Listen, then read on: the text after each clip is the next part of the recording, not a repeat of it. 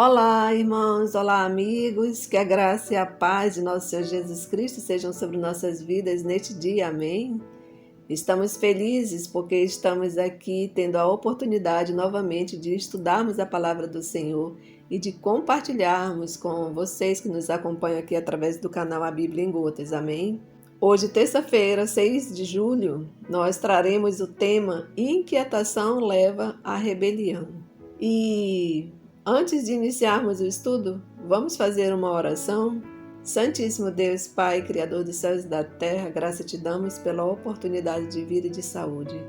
Meu Senhor, pedimos em nome de Jesus que neste momento o seu Santo Espírito venha ser conosco, venha nos alimentar, venha nos alicerçar, meu Pai, para que nós possamos ter o entendimento necessário, Senhor, para as nossas vidas, possamos compreender esses conteúdos, possamos nos firmarmos na Tua palavra, Senhor. Em nome de Jesus, dai-nos a Tua paz. Em nome de Jesus, derrame sobre nossas vidas e dos nossos irmãos e amigos a Tua misericórdia, Senhor Deus, o Seu perdão, a Sua graça. Fica conosco, Pai de amor, dai-nos um bom dia. Pedimos orando e agradecendo em nome de Jesus Cristo. Amém. Inquietação leva à rebelião. É fato que quando estamos inquietos, temos dificuldade de andar pela fé. A inquietação, entretanto, não afeta somente nossas emoções. Cientistas afirmam que há uma linha direta de causa e efeito entre pouco descanso, incluindo a privação de sono, e mais escolhas, resultando em obesidade, vícios e mais inquietação e infelicidade. Então, a inquietação não é algo bom, não é algo de positivo para nossas vidas. E iremos ver hoje, aqui no livro de Números, no capítulo 13, dos versos 27 ao 33, a inquietação do povo de Israel. A história começa com um parecer positivo. Os israelitas tinham alcançado as fronteiras de Canaã e 12 espias foram enviados para explorar a terra. O relatório deles foi extraordinário.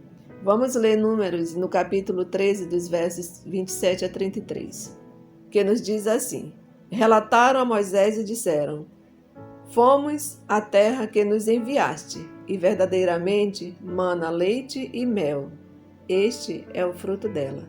O povo, porém, que habita nesta terra é poderoso, e as cidades muito grandes e fortificadas. Também vimos ali os filhos de Anak. Os amalequitas habitam na terra do Neguebe. Os heteus, os jebuseus e os amorreus habitam na montanha. Os cananeus habitam ao pé do mar e pela ribeira do Jordão. Então Calebe fez calar o povo perante Moisés e disse: Eia, subamos e possuamos a terra, porque certamente prevaleceremos contra ela.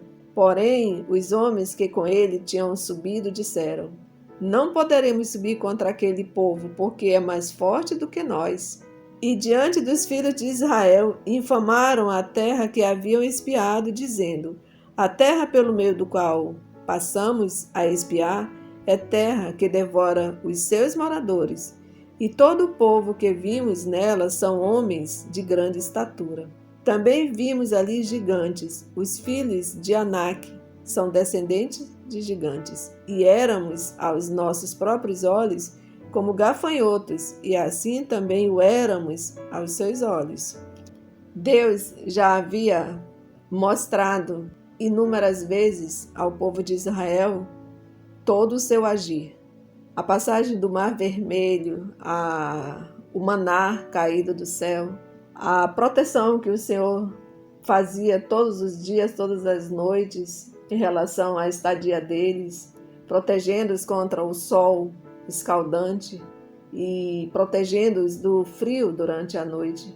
E agora eles se veem diante de uma situação onde é visível a falta de fé no Deus que os havia tirado do Egito. E a falta de fé os levou a se verem como gafanhotos diante dos gigantes que habitavam a terra. Apesar da intervenção de Calebe, os duvidosos e céticos prevaleceram. Israel não partiu para a terra prometida. Preferiu chorar e murmurar em vez de marchar e clamar pela vitória. É muito triste isso, quando em meio às adversidades, em meio às necessidades de mudança, nós, ao invés de tomarmos atitude, nos colocamos a chorar e murmurar e lamentar. Quantas vezes, em meio a adversidades, a grandes dificuldades, a única coisa que precisamos fazer é nos levantar e prosseguir, e o mais o Senhor fará. Só que o povo de Israel, ele não fez isso. Ele não prosseguiu. Ele ficou acabrunhado, ele ficou a chorar e murmurar, esqueceram o que Deus já havia feito por eles. Certamente a falta de fé foi o problema dos espias que Moisés enviou à terra de Israel. Sua análise investigativa deveria ser completa. Os exércitos de ataque de Israel deviam ser totalmente informados. Um relatório positivo os impulsionaria a uma conquista corajosa. Eles seguiram as instruções de Moisés com cuidado, foram fiéis em sua missão, exploraram a terra por 40 dias e depois voltaram para casa. O relatório foi brilhante. Contaram com entusiasmo sobre uma terra em que era rica e fértil, com safras abundantes. Mas então a ansiedade terrível fez com que eles vissem gigantes na terra, fortalezas impenetráveis e enormes exércitos inimigos. Eles estavam inquietos e não tinham fé suficiente para acreditar que Deus poderia livrá-los. E o que aconteceu depois? Agora nós iremos ler Números, no capítulo 14, nos versos de 1 a 10, com a Graça. E ela vai nos explicar aqui o que foi que aconteceu depois dessas expectativas frustradas, né? Bom dia, meus amigos e irmãos. Sejam muito bem-vindos aqui ao canal A Bíblia em Gotas. Vamos ver agora o que aconteceu depois que o relatório foi apresentado ao povo. Números 14, dos versos 1 ao 10, que nos diz assim: Levantou-se, pois, toda a congregação e gritou em voz alta, e o povo chorou aquela noite. Todos os filhos de Israel murmuraram contra Moisés e contra Arão. E toda a congregação lhes disse: Tomara tivéssemos morrido na terra do Egito, ou mesmo neste deserto. E por que nos traz o Senhor a esta terra? Para cairmos à espada? E para que nossas mulheres e nossas crianças sejam por presa?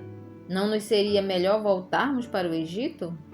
E diziam uns aos outros: Levantemos um capitão e voltemos para o Egito. Então Moisés e Arão caíram sobre o seu rosto perante a congregação dos filhos de Israel. E Josué, filho de Num, e Calebe, filho de Jefoné, dentre os que espiaram a terra, rasgaram as suas vestes e falaram a toda a congregação dos filhos de Israel, dizendo: A terra pelo meio da qual passamos a espiar é terra muitíssimo boa. Se o Senhor se agradar de nós, então nos fará entrar nessa terra e nola dará, terra que emana leite e mel. Tão somente não sejais rebeldes contra o Senhor, e não temais o povo dessa terra, porquanto como o pão os podemos devorar. Retirou-se deles o seu amparo. O Senhor é conosco, não os temais. Apesar disso, toda a congregação disse que os apedrejassem. Porém, a glória do Senhor apareceu na tenda da congregação a todos os filhos de Israel. Amém? Então, como nós podemos ver nesses versos, as coisas foram de mal a pior. O apelo de Calebe, tão somente não sejam rebeldes contra o Senhor, conforme o verso 9, não foi atendido. E aquela assembleia se preparou para apedrejar seus líderes. A inquietação leva à rebelião, e a rebelião, no final das contas, leva à morte, meus irmãos. O povo ficou tão frustrado que, com medo, eles ameaçaram apedrejar os dois, Calebe e Josué, que tinham trazido relatório positivo e também as chances de conquista. Os espias infiéis denunciavam em voz alta Calebe e Josué, e levantou-se o clamor para os apedrejar. Quando subitamente as pedras caíram de suas mãos, um silêncio tomou conta de todos e tremeram de medo. Deus interveio para impedir seu desígnio assassino. A glória de sua presença, como uma luz brilhante, iluminou o tabernáculo. Todo o povo viu o sinal do Senhor, e ninguém ousava prosseguir com a resistência. Os espias que trouxeram relatório negativo agacharam-se, tomados de terror, e com a respiração contida procuraram suas tendas. Esse relato podemos ver no livro Patriarcas e Profetas, na página 390, da autora Ellen White. Quando lemos Números 14, irmãos, parece que a cena foi paralisada, né? E podemos ouvir a conversa de Deus com Moisés. O Senhor reconheceu que, embora a intenção do povo fosse jogar pedras em Moisés, Caleb e Josué, em última análise, a rebelião era contra Deus, não é mesmo? Ou seja, a intenção deles no apedrejamento, eles se voltaram, né? Na verdade, eles se voltaram contra os três, Moisés, Caleb e Josué. Mas, no fundo, a rebelião não era contra os três. A rebelião, a revolta, era contra Deus. Mesmo Deus tendo feito todos os milagres, desde a saída do Egito, passando pelo mar, pelo deserto, água saindo da rocha, alimento, o cuidado com cada um deles, mesmo com tudo isso, eles ainda se rebelaram contra Deus. E assim chegamos ao final de mais um estudo da Palavra do Senhor, gratas a Ele pela companhia de cada um de vocês que estudam conosco, gratas a Ele pela força que Ele nos dá para que continuemos firmes nesse propósito. Que suas bênçãos sejam derramadas sobre nossas vidas, amém? Convidamos aqueles que puderem que fechem seus olhos. Vamos fazer uma breve oração. Oremos. Pai querido, louvado e exaltado seja o teu nome para todo sempre. Pai amado, muito obrigada, Senhor, pelo despertar com vida com saúde. Obrigada por mais um dia que o Senhor nos concede, Senhor. Obrigada pela companhia de nossos irmãos, de nossos amigos que estudam conosco, Senhor. Obrigada, Pai, pela força que o Senhor nos dá a cada dia, para que continuemos aqui firmes e perseverantes, Senhor, no propósito de estudar a Tua Palavra. Que as Suas bênçãos, Senhor, sejam derramadas sobre nossas vidas e de nossos familiares. Obrigada pelo Teu Santo Espírito, Senhor, que nos guia, nos conduz e nos ajuda, Senhor, nesses estudos e em todos os momentos de nossas vidas. Dai-nos um dia na Tua companhia, Senhor, na Tua presença. São bênçãos que te pedimos, te agradecemos em nome de Jesus. Amém, Senhor.